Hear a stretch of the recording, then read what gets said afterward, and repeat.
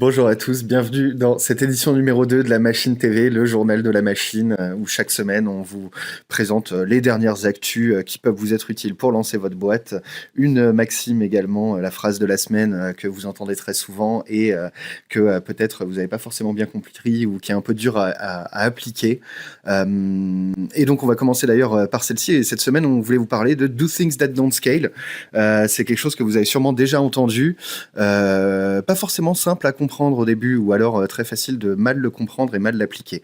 Do Things That Don't Scale, c'est une phrase qui a été popularisée par Paul Graham, le roi des incubateurs, hein, le patron de YC à San Francisco. Et concrètement, qu'est-ce que ça veut dire? On a vu la semaine dernière que la chose la plus importante quand on lançait une boîte, c'était de construire des choses que les gens aiment. Build something people want. Et ben ce genre d'amour, ça se fait pas avec des process et ça se fait pas avec des automatisations. Et donc, c'est là qu'intervient le Do Things That Don't Scale. Au début de ta boîte, le plus important, c'est de faire les choses à la mano. C'est de recruter tes premiers utilisateurs, tes premiers bêta-testeurs, toi-même, en face à face idéalement. Tu les onboards toi-même. Tu leur montres toi-même comment l'outil fonctionne. Tu fais tout à la main. Pourquoi? Parce que ça te permet en fait de récolter du feedback directement. Et c'est ça qui va te permettre de savoir comment itérer, comment recentrer un peu ta proposition de valeur ou tes différentes features ou la façon dont tu les distribues. Et t'as pas de moyen de le faire autrement que en ayant les gens face à face, un par un, et en construisant pour maximum peut-être une dizaine d'utilisateurs un produit qu'ils vont vraiment adorer.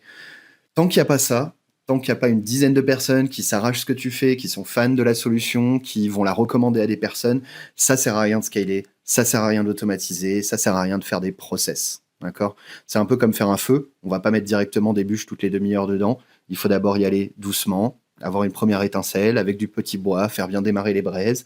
Puis une fois que c'est lancé, là, on peut se mettre dans le scale avec justement l'arrivée des bûches régulières pour entretenir le feu, quoi. Voilà. On enchaîne avec les news de la semaine. La première news, évidemment, j'espère que vous l'avez vu passer, c'était le Dev Day d'OpenAI. La boîte de Sam Altman a annoncé pas mal de choses assez intéressantes pour les aspirants entrepreneurs ou ceux qui démarrent leur lancement de boîte, et notamment deux sujets particuliers. Le premier, c'est l'intégration des apps à l'intérieur de ChatGPT.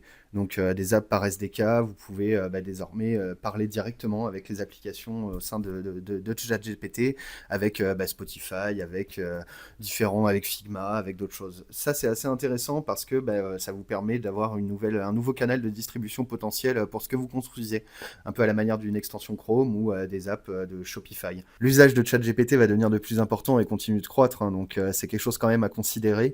Est-ce que votre MVP pourrait pas être directement distribué à travers ce vecteur-là? Voilà, les questions à se poser. La deuxième news qu'ils ont annoncée, qui est assez importante et intéressante, c'est que désormais vous pouvez construire vos propres agents IA au sein de ChatGPT. Alors c'est assez marrant et ça crée évidemment toujours beaucoup de bruit au sein du monde des startups parce que, comme vous le savez sûrement, il y a beaucoup d'entreprises qui se sont lancées ces 2-3 dernières années sur la verticale de faire des agents IA spécialisés ou non en tout cas, des automatisations avec N8N ou des choses comme ça. Et la petite blague depuis que ChatGPT a annoncé que vous pouviez faire ça au sein de cet outil, c'est bien qu'il y a plusieurs milliers de startups qui sont mortes du jour au lendemain. Qu'est-ce que ça nous apprend, au-delà du fait que c'est un super outil pour essayer de prototyper des choses ou mettre en place des systèmes en interne dans votre boîte?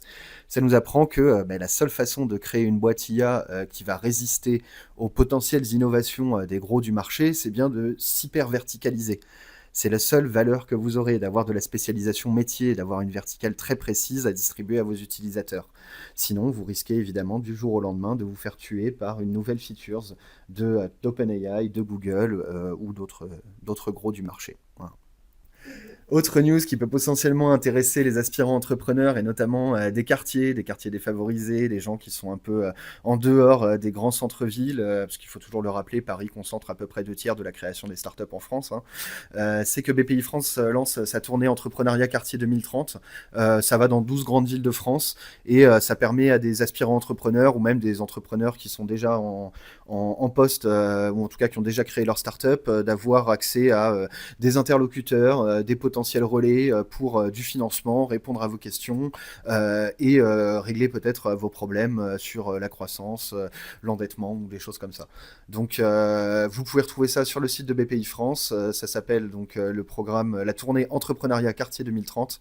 Et si vous n'avez jamais fait les démarches d'aller contacter BPI France, il faut le faire. Même quand on est encore aspirant entrepreneur, ils vont affecter un chargé d'affaires directement à vous et à votre projet qui va comprendre ce que vous voulez faire et qui va vous orienter vers les bons dispositifs pour vous aider à avancer.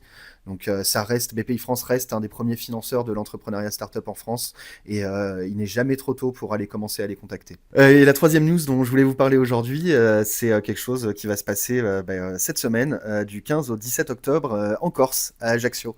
Il y a le premier événement local autour de la tech. Il n'y en avait jamais eu en Corse spécifiquement sur ce sujet-là. Ça dure pendant 3 jours. Il y a des concours de pitch, des conférences, des rencontres, des ateliers, plein de choses. Et la machine participera à la fois notamment dans des conférences autour de nos sujets de prédilection, comment bien lancer sa boîte, trouver ses premiers financeurs, des choses comme ça. Et ça va être assez sympa, donc on est ravis d'être invités. Et puis si vous êtes sur place, surtout n'hésitez pas à nous écrire hein, et à venir nous rencontrer. On arrive à la dernière partie de ce journal et donc cette rubrique qu'on aime bien mettre en avant, qui est en fait de faire un point d'étape avec un des pitchers qui avait expliqué son projet et reçu des feedbacks de Jean de la Roche-Brochard à l'occasion de la Feedback Machine numéro 1 qui s'est tenue le 1er juillet à Toulouse. Et donc aujourd'hui, on laisse la place à Henri Baucher, qui est le fondateur d'Inflate et qui essaye de révolutionner les avis clients dans le cadre d'un e-commerce. Donc à toi, Henri, si tu peux nous expliquer un peu où t'en es, comment tu as avancé depuis le 1er juillet. Et William, merci pour ton mail et voici mon update depuis nos bureaux à Paris après cette rencontre il y a 2-3 mois à Toulouse. Alors qu'est-ce qu'on est devenu chez Inflate?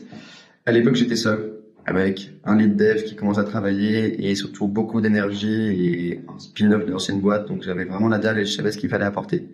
Aujourd'hui on est 5, 2 tech, 2 sales plus moi. Le produit est live, on est live depuis maintenant 4-5 jours donc c'est tout frais. On a déjà chopé une quinzaine, vingtaine de calls de démo, donc franchement, ça se passe hyper bien. On est trop content de notre go-to-market et la strat que j'avais mise en place pour vendre massivement un produit SaaS, mass market, se passe trop bien. Donc franchement, tout roule pour l'instant. Et côté levée, on a relancé la levée, ça se passe très bien de ce côté-là aussi. On a sécurisé 150 000 sur les 300 qu'on voulait. Et on espère clôturer ça du coup d'ici max fin d'année pour mettre toute notre énergie dans notre process. Merci beaucoup William, à très vite et plein de bisous depuis nos bureaux, depuis Paris. Bon, merci encore de nous avoir écoutés. Merci également pour tous vos feedbacks sur la première édition. N'hésitez pas à continuer à nous envoyer vos retours, vos pistes d'amélioration. On a changé le fond, on peut changer d'autres choses, on peut changer les rubriques, on peut tester d'autres formats. Puis j'espère en tout cas que cet épisode vous a plu. On se retrouve la semaine prochaine, le lundi, pour une nouvelle édition de la Feedback Machine, des nouvelles news, une nouvelle maxime. À très vite et puis surtout, passez une bonne semaine.